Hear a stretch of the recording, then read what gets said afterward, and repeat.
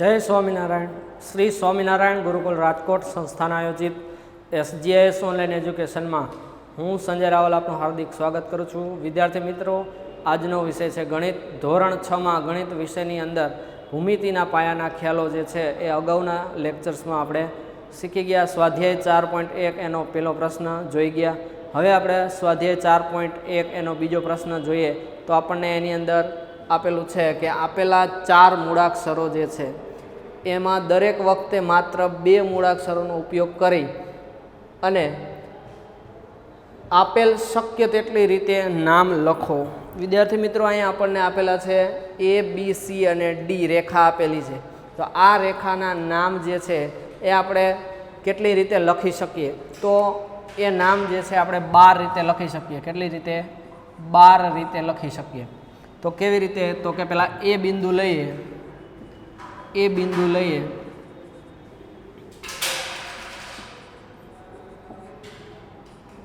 તો એ બિંદુ લઈએ તો AB રેખા,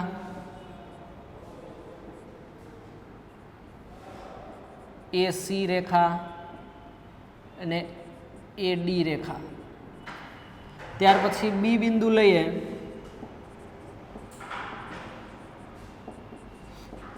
તો BA રેખા, BC રેખા અને BD રેખા.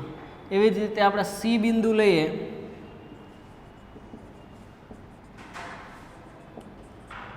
તો CA રેખા, CB રેખા અને CD રેખા. એવી જ રીતે આપણે D બિંદુ લઈએ તો DA રેખા, DB રેખા અને DC રેખા. તો આ રીતે આપણે ચારેય બિંદુ જે છે એકવાર લઈ અને ચારેય બિંદુઓમાં જ્યારે આપેલ છે એ મૂળાક્ષરોનો ઉપયોગ કરીએ તો એને 12 રીતે આપણે રેખા જે છે એને દર્શાવી શકીએ છીએ. એટલે કે એને 12 નામ જે છે એ આપીને આપણે રેખાને જે છે એ દર્શાવી શકીએ છીએ. ત્યાર પછી આપણને બીજો પ્રશ્ન આપેલો છે કે આકૃતિનો ઉપયોગ કરીને લખો કે ઈ બિંદુને સમાવતી રેખા. તો ઈ બિંદુને સમાવતી હોય એવી રેખા કઈ છે? તો ઈ બિંદુને સમાવતી રેખા આપણે કહી શકીએ કે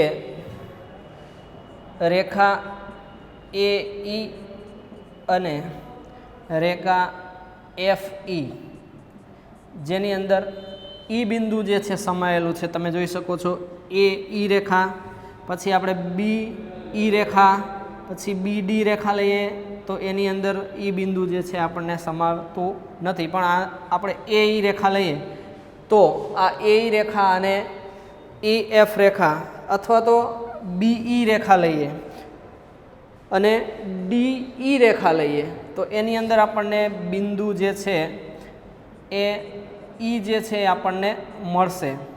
ત્યાર પછી આપણે DE રેખા પણ લઈએ તો જેની અંદર ઈ બિંદુને સમાવતું હોય, એટલે કે જેમાં જે રેખામાં ઈ બિંદુ આવતું હોય. તો આ જે રેખાઓ આપણે લખી એ બધી રેખાઓમાં AE રેખા, પછી BE રેખા, પછી EF રેખા, BE રેખા અને DE રેખા કે જેની અંદર ઈ બિંદુ જે છે એનો સમાવેશ થાય છે. ત્યાર પછી એ બિંદુમાંથી પસાર થતી રેખાઓ જે છે એ લખવાની છે. તો એ બિંદુમાંથી પસાર થતી હોય તેવી રેખાઓ, તો એમાં આપણે લખી શકીએ AB રેખા, AD રેખા, AE રેખા કે જેની અંદરથી આપણે એ બિંદુ જે છે એ પસાર થાય છે. તો AE રેખા પણ આપણે લખી શકીએ. AE રેખા એ પણ આપણે અહીંયા લખી શકીએ અને એના પણ ઘણા આપણે જવાબ જે છે DA રેખા, BA રેખા એ ઘણા જવાબ પણ શક્ય છે. ત્યાર પછી O બિંદુમાંથી જે O બિંદુ જે છે જેમાં છે તેવી રેખા, તો જેમાં O જ બિંદુ છે માત્ર એવી રેખા કઈ છે? તો અહીંયા આપણે જોઈએ કે OC રેખા, OC રેખા અથવા CO રેખા. O બિંદુ જે છે એને C માંથી પસાર થઈ અને ઓમાં અહીંયા આપણને જોવા મળે છે કે OC રેખા, ત્યાર પછી BO રેખા પણ આપણે એને લખી શકીએ. OC રેખા જે છે આ OC રેખા એ આપણને ઓમાંથી જે છે એ એમાંથી પસાર થાય છે. ત્યાર પછી નેક્સ્ટ છે એકબીજીને છેદતી રેખા. તો એકબીજીને છેદતી રેખાઓની બે જોડ લખવાની છે. તો કઈ બે રેખાઓ જે છે એની જોડ આપણે લખવાની છે કે એ છેદતી રેખા છે. તો અહીંયા તમને દેખાય છે કે જે ક્રોસ કરે છે એ રેખાઓ. તો છેદતી રેખાઓમાં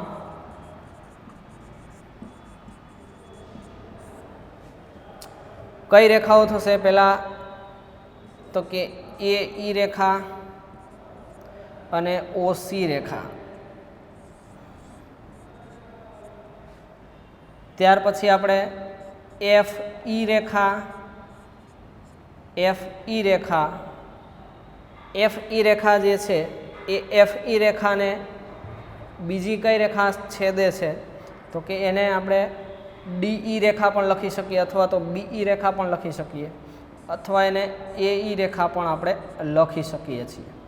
તો આ જે છેદતી રેખાઓ છે આ છેદતી રેખાઓની જોડ જે છે એ આપણે લખી શકીએ છીએ.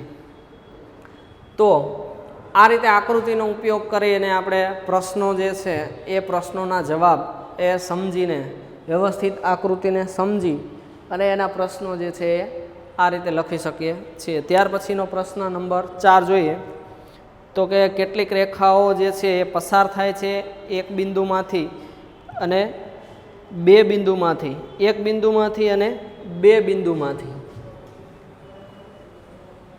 એ બિંદુમાંથી કેટલી, એટલે કે એક બિંદુમાંથી કેટલી રેખાઓ પસાર થાય અને બે બિંદુઓ હોય તો એમાંથી કેટલી રેખાઓ જે છે એ પસાર થશે.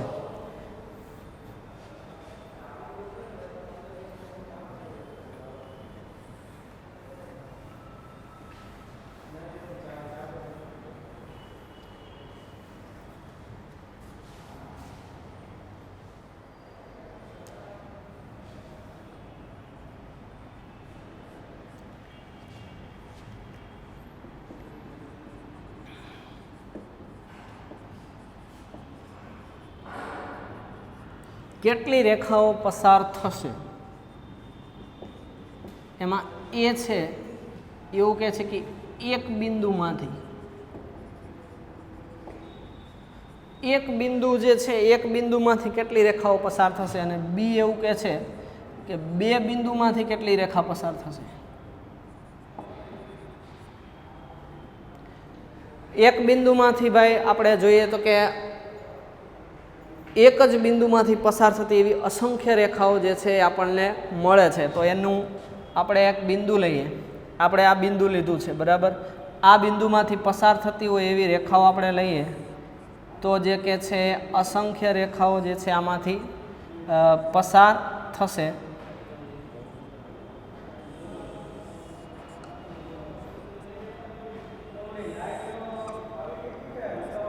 તો આ રીતે આપણે કહી શકીએ કે એક જ બિંદુમાંથી, એક બિંદુ જે આપણું છે O, આ O બિંદુમાંથી ઘણી બધી રેખાઓ જે છે એ પસાર થાય છે. તો O બિંદુમાંથી એ અસંખ્ય રેખાઓ પસાર થાય છે.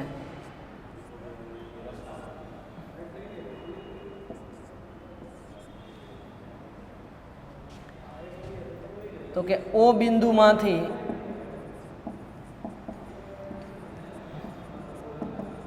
અસંખ્ય રેખાઓ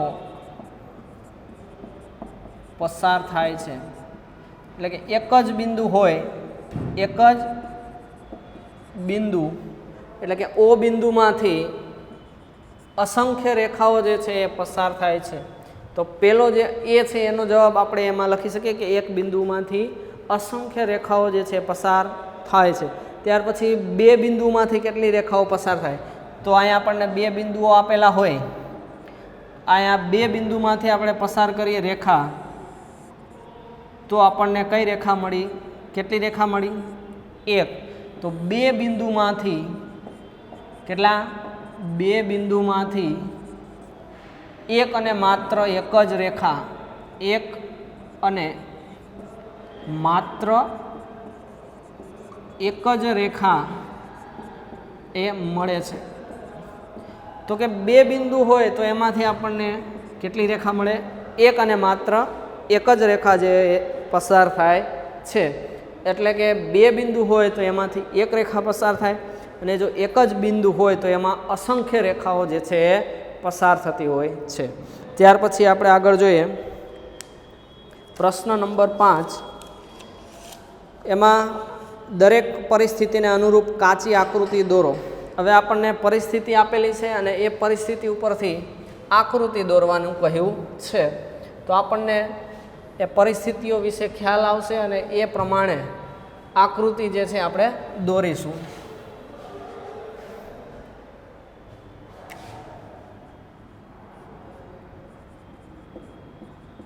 દરેક પરિસ્થિતિને આધારે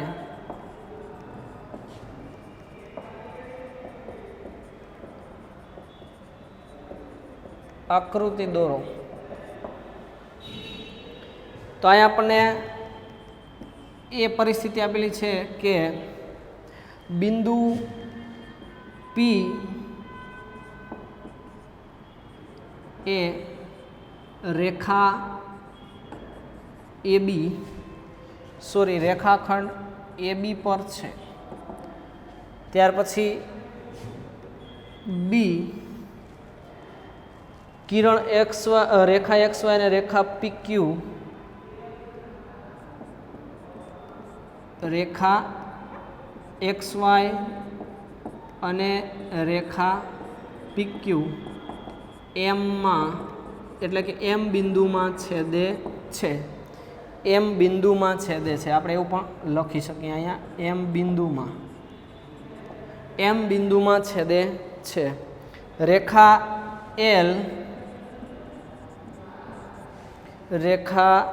L પર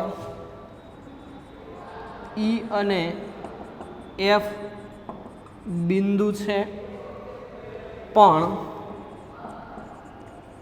ડી બિંદુ નથી. ત્યાર પછીની આકૃતિ આપણને એવું કહે છે રેખા OP અને રેખા OQ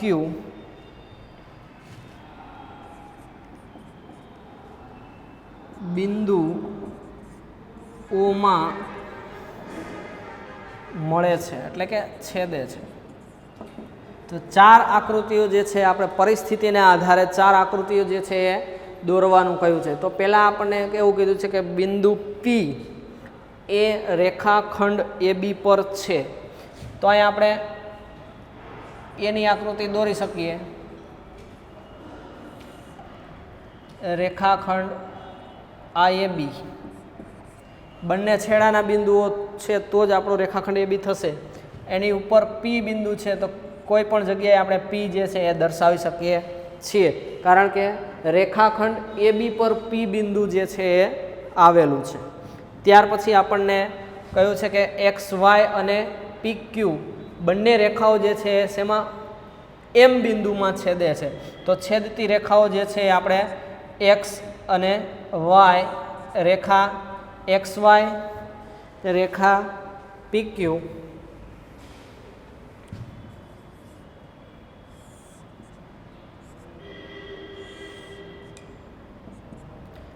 આ રેખા આપણે XY લઈએ,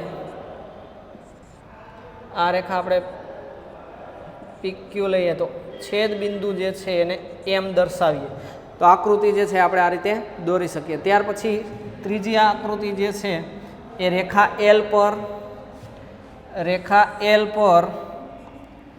આ રેખા L છે એની પર બિંદુ E બિંદુ F છે, પણ ડી બિંદુ જે છે એ નથી, એટલે કે એની બહારની બાજુએ છે. તો બહારની બાજુએ આપણે ડી બિંદુ છે એ દર્શાવી શકીએ છીએ. રેખા પર નથી માટે આપણે એને અલગ રેખાની બહાર જે છે એ દર્શાવી શકાય. ત્યાર પછી OP રેખા અને OQ રેખા એ ઓમાં મળે છે. તો આપણે P રેખા જે છે P રેખા અને Q રેખા જે છે આ ક્યુ રેખા એ શેમાં મળે છે? ઓમાં મળે છે. એટલે કે પી અને ક્યુ બંને બિંદુઓ જે છે એ અહીંયા હશે તો આપણે એને આ જે બિંદુ મળે છે એ ઓ બિંદુ, તો ઓ ક્યુ રેખા અને ઓ પી રેખા, એટલે કે ઓ પી રેખા અને ઓ ક્યુ રેખા બંને શેમાં મળે છે? ઓમાં છેદે છે. તો એની આકૃતિ 4, આકૃતિ નંબર 4 આપણે આ રીતે દોરી શકીએ.